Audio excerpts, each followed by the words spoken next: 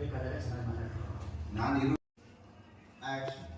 ಅದೇ ತಪ್ಪಾಗಿ ಮಾತಾಡಲ್ಲ, ತಪ್ಪಾಗಿ ತಿಳ್ಕೊಳ್ಳಲ್ಲ. ಮೊನ್ನೆ ದೊಡ್ಡದಾಗಿ ನಿಮ್ಮ ಬಗ್ಗೆ ತಪ್ಪಾಗಿ ತಿಳ್ಕೊಳ್ಳಲ್ಲ. ಹಾಗೆ ಈಗ ಅಂತ ಭಾಷಣ ಮಾಡಿದ್ರಿ, ಈಗ ಕಿಂಗ್ ಮಾಡ್ತಿದ್ದೀರಾ, ಈಗ ಕಿಂಗ್ ಆಡ್ತಿದ್ದೀರಾ, ಈಗ ಕಿಂಗ್ ಆಡ್ತಿದ್ದೀರಾ.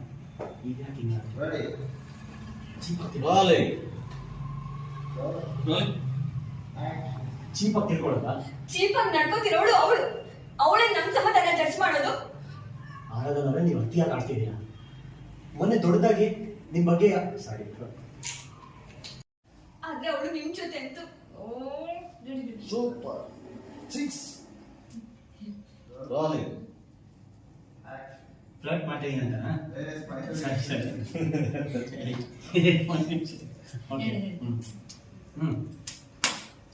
ಓಕೆ ಫ್ಲರ್ಟ್ ಮಾಡ್ತಿದ್ದೀನಿ ಅಂತ ಹಾಗಲ್ಲ ರಾಜ್.